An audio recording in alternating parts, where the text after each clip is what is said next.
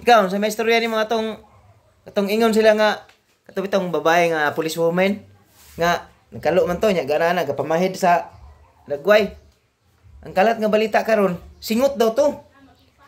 Fake news daw ang mga vlogger daw gahimo daw mga fake news daw. Nya kato daw gapahid-pahid ano. Singot daw to.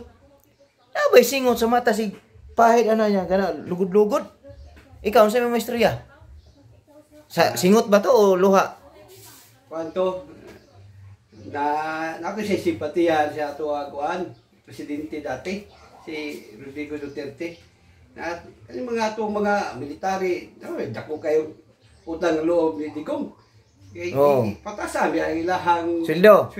O nya unsa imong maistorya ani nga kaming mga vlogger, kita mga vlogger kutob daw sa mo pabor kang mopakitag simpatiya kay former president Tatay Digong. Dakpon daw. Unsa imong maistorya? Mo nang istorya ha. Mahulog tali marsyalo ani. Mo pa man i-declare ang marsyalo, di ba? Mo gani.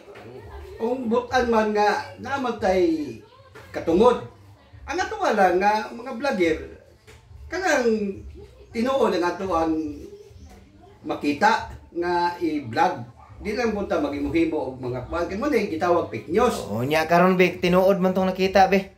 Mo gani. Atong kapahid-pahid sa luha nya panalipdan panila nga singot ra daw. Singot sa ilang kagaral. Malinlang ninyo ang katawhan. Ambot lang. Puwira lang sa maayong mga leader diha sa atong nasod. Nya ikaw unsa mo maistorya be nga kuan daw. Pwede daw maaresto ang mga vlogger nga kutob sa musuporta unsa matinuod ka na? Ang maaresto man asa naman nga tuwag katungod demokrasya. Tuwag demokrasya sa bakay.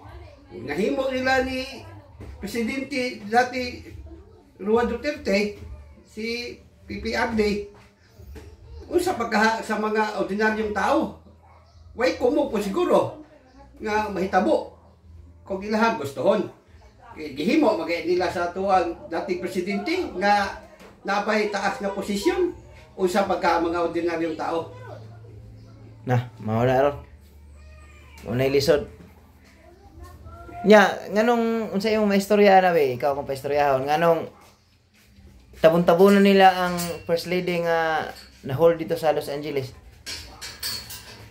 sa imong kaistorya muna kuan fake news kay dapat walay kuan way tabunay sa mahitabo kay wala may kuan mata may makungkum nga aso dili man kita nagpakalat ana mao nay mga kalat nga kuan karon nga si first lady daw na hold dito dili kita ang nagpakalat ha nya mao po nay nasuk-an sa kuan karon sa mga administrasyon nga gapakalat daw og fake news di man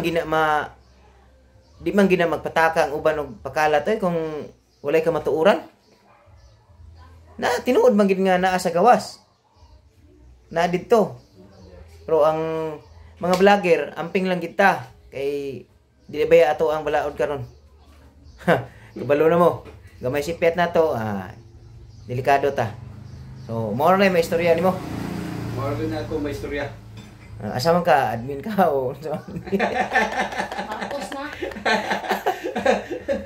Mindanao ta sulit ta atas Mindanao ang Mindanao ilang gidaog-daog Duterte! Duterte! Duterte!